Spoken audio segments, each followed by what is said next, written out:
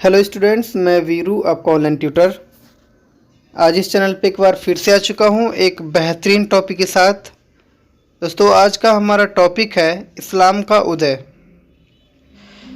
इसमें हम सही से कवर करने वाले हैं और काफ़ी मज़ेदार टॉपिक है और मैं गारंटी देता हूँ कि आपको ये फेवरेट चैप्टर बन जाएगा अगर आप सही से सुनते हो तो।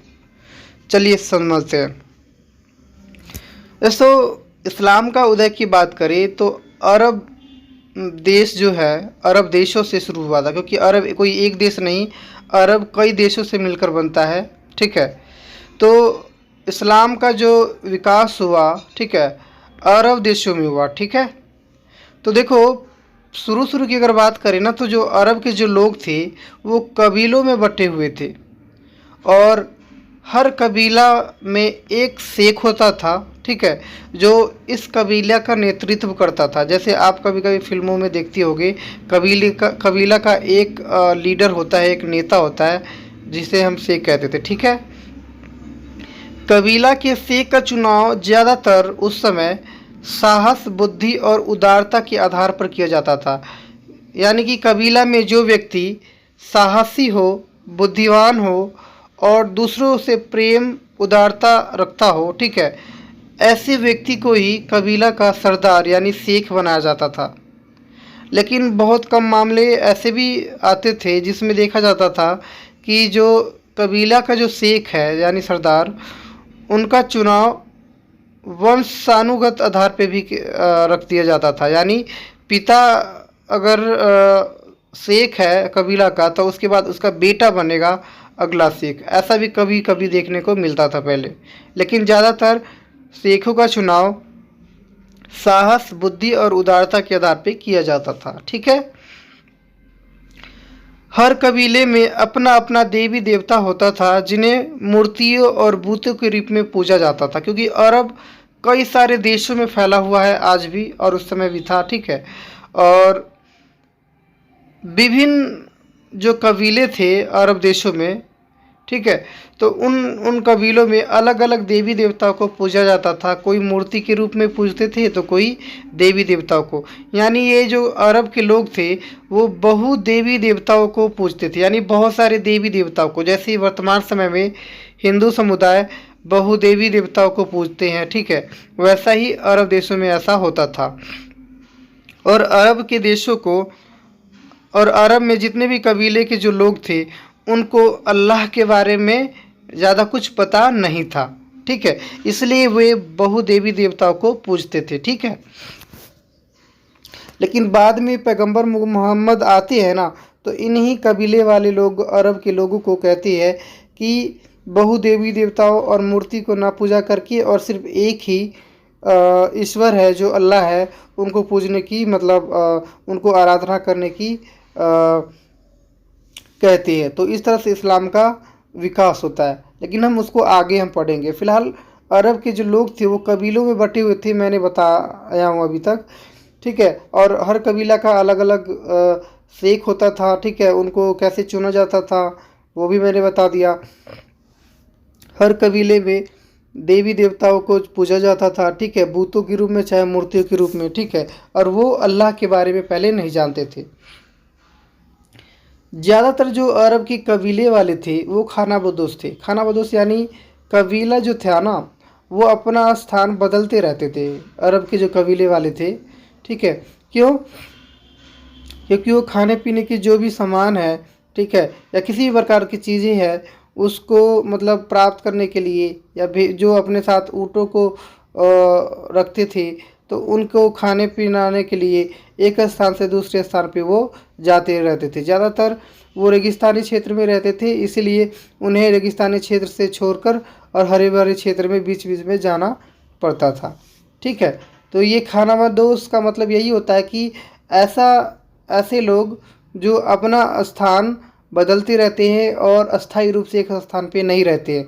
और अरब के जो कबीले थे ज़्यादातर वो ऐसे ही अपना अस्थायी निवास नहीं बना रखे थे, वो अपना स्थान बदलते रहते थे।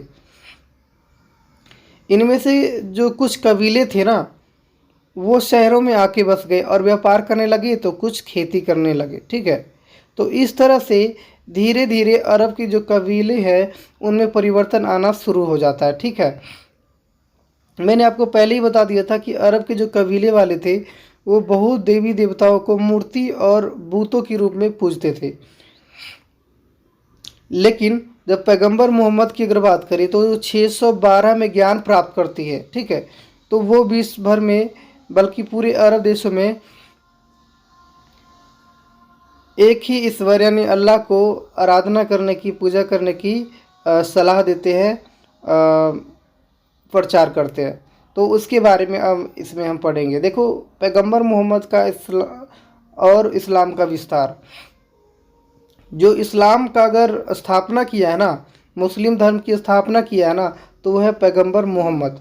और पैगंबर मोहम्मद कहाँ पे इस्लाम की स्थापना सबसे पहले करते हैं वो देख लेते हैं। तो देखो दोस्तों, पैगंबर मोहम्मद का अपना कबीला जो था, खुद का कबीला, उस कबीला को कुरैश कहा जाता था। अपना कबीला कुरैश था। ठीक है, पैगंबर मोहम्मद का। और ये कुरैश कबीला मक्का में था। कहाँ पे था? और मैंने बताया कि मक्का अरब में है। कहाँ पे है? अरब। क्योंकि अरब एक देश नहीं बल्कि अरब कई सारे देशों से मिलकर बना है। जैसे Mecca, Medina, Syria, Yemen, Iran, Iraq, Syria. ठीक है, बहुत सारे ऐसे देशों को मिलाकर और अरब बनता है। ठीक है, तो अरब में जो मक्का है ना, एक राज्य मान लो या शहर मान लो उस टाइम का, मक्का में पैगंबर मोहम्मद का खुद का कबीला था, कुरैश कबीला। ठीक है, और पैगंबर मोहम्मद की अगर बात करें तो उनका संस्कृति और भाषा अरबी था। ठीक है, अरबी भाषा बोलते थे और अरबी संस्कृति था पैगंबर मोहम्मद जी का। और पैगंबर मोहम्मद की अगर बात करें तो उन्होंने 612 से 632 में एक ही ईश्वर यानी अल्लाह को पूजा करने के लिए कहा। इसका सिंपल सा मतलब है कि पैगंबर मोहम्मद 612 में ज्ञान प्राप्त करती हैं, 612 में खुद को खुदा का संदेशवाहक घोषित करती हैं, और 612 से मुस्लिम धर्म का यानी इस्लाम धर्म का प्रचार करना शुरू कर देते हैं। अल्लाह को आराधना करने के लिए प्रचार करना शुरू कर देते हैं। और उनकी मृत्यु 632 में हो जाता है, 20 साल बाद। तो यानी ये 20 साल 612 से 632 तक पैगंबर मोहम्मद इस्लाम का प्रचार करते हैं मक्का में और मदीना में। ठीक है, तो ये प्रचार जब करते हैं तो इससे क्या होता है कि पैगंबर मोहम्मद की राहों पे चलने वाले बहुत सारे लोग आ जाते हैं। ठीक है, जो अल्लाह पर विश्वास करना शुरू कर देता है।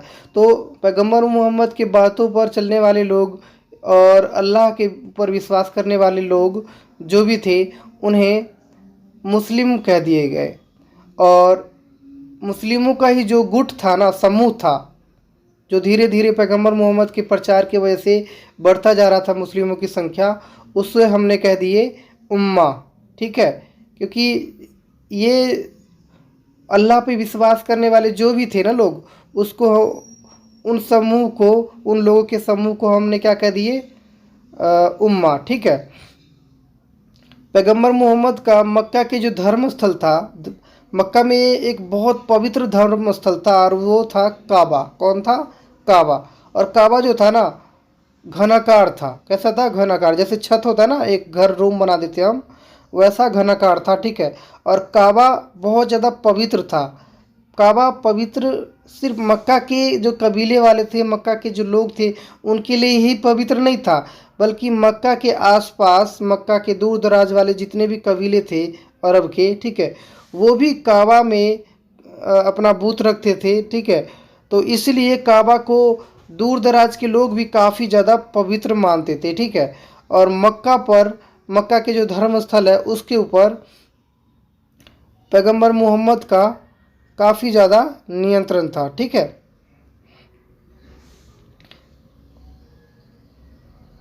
मक्का में जो ये काबा है, इसका हर साल दूर दराज के जो लोग थे वो यात्रा करते थे, मक्का की यात्रा करते थे, ताकि काबा का वो मतलब अपना पूज सके, आराधना कर सके। ठीक है, तो मक्का की जो यात्रा किया जाता था ना लोगों के द्वारा उस टाइम, तो उसे हज यात्रा कहा जाता है। क्या कहा जाता है?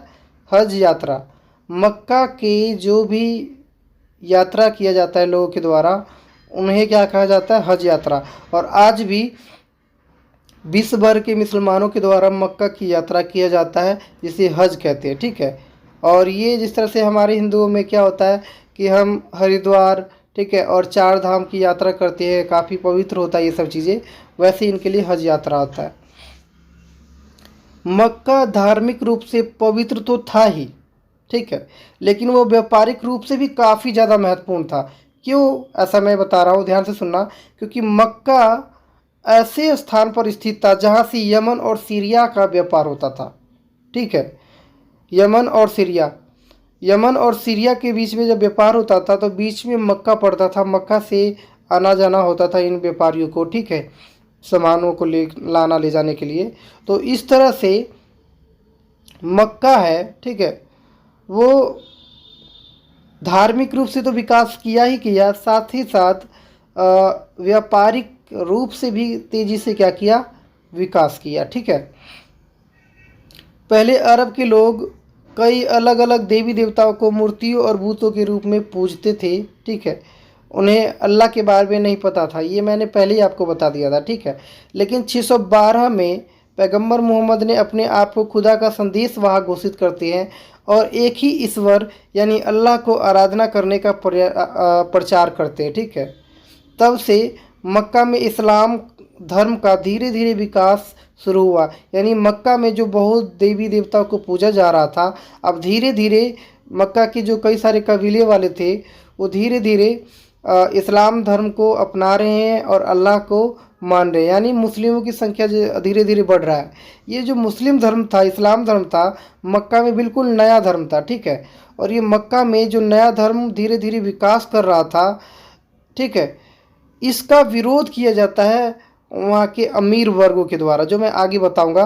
फिलहाल पैगंबर मोहम्मद ने क्या कहा था अल्लाह को आराधना करने का तरीका? उन्होंने कहा था कि भाई अल्लाह का आराधना करने का तरीका ना बिल्कुल सेम है। रोज़ाना उनको याद करो, रोज़ाना प्रार्थना करो, और दूसरा दान देना, ठीक है, और चोरी ना करना। ये क्या है? अल्लाह की इबादत करना। ठीक है। अल्लाह की आराधना करना, यही है। देखो मक्का में जो लोग पैगंबर मोहम्मद की राहों पे जो चल रहे थे ना, ठीक है, तो उन्हें क्या कह दिया गया? मुस्लिम कह दिया गया। और इन्हीं मुस्लिमों की समूह को, यानी अल्लाह पे जो विश्वास कर रहे हैं लोग, मुस्लिम धर्म को जो मान रहे हैं, या फिर कह लो पैगंबर मोहम्मद की राहों पे जो चल रहे हैं, ऐसे लोगों की जो समूह था, उस समूह को हमने क्या कह दिए थे? उम्मा। ठीक है। तो पैगंबर मोहम्मद के शासन में, पैगंबर मोहम्मद के समय में जब तक वो जीवित रहे तब तक उम्मा जो संगठन है वो काफ़ी ज़्यादा मजबूत होता जा रहा था। धीरे धीरे उसमें जो सदस्य थे वो बढ़ते जा रहे थे। ठीक है। मक्का में धीरे धीरे तो वो मुस्लिमों की संख्या बढ़ रहा है, इस्लाम का विस्तार हो रहा है, यानी मुस्लिम धर्म का विस्तार हो रहा है।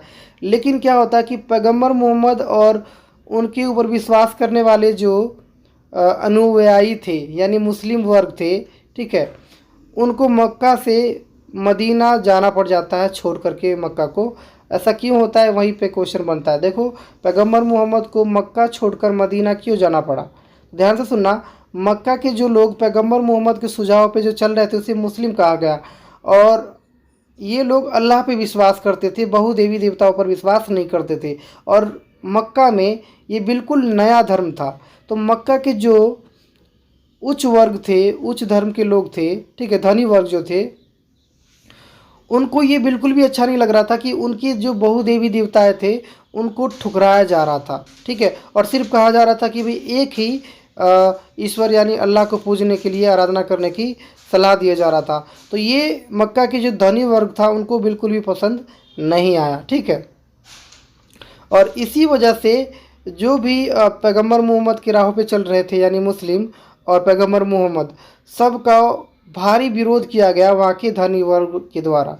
तो इसलिए पैगंबर मोहम्मद और उनके ऊपर, उनके विचारों पर चल रहे लोग यानी मुस्लिमों को मक्का को छोड़ करके इसी वजह से मदीना जाना पड़ गया। ठीक है। और जिससे पैगंबर मोहम्मद को, ठीक है, वहाँ मदीना जाना पड़ गया। ठीक है। इस यात्रा को हिजरा कहा गया। क्या कहा गया बच्चा? हिजरा।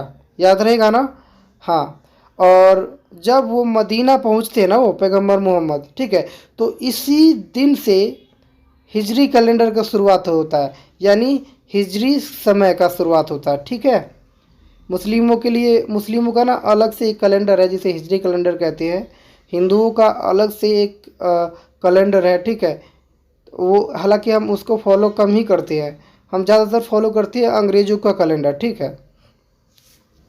तो पैगंबर मोहम्मद अपने विश्वास पात्र जो भी उनके ऊपर राहों पे चल रहे थे लोग, उनके साथ जो मदीना गए ना, तो क्या हुआ कि उसी समय से हिजरी कैलेंडर की शुरुआत हुआ। आई होप समझ में आ गया होगा।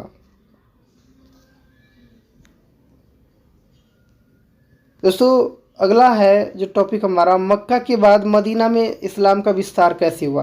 देखो, मक्का में तो इस्लाम का विस्तार हुआ ही था बहुत तेज़ी से, लेकिन वहाँ के सभी मुस्लिम धर्म के लोगों को मदीना आना पड़ गया पैगंबर मोहम्मद के साथ, जो मैं ऊपर बता दिया हूँ। लेकिन अब हम इसको दूसरे पार्ट में हम कवर करेंगे। आई होप आपको ऊपर वाला वीडियो अच्छा लगा होगा तो प्लीज़ लाइक शेयर कमेंट और सब्सक्राइब कर दीजिएगा। Thank you so much.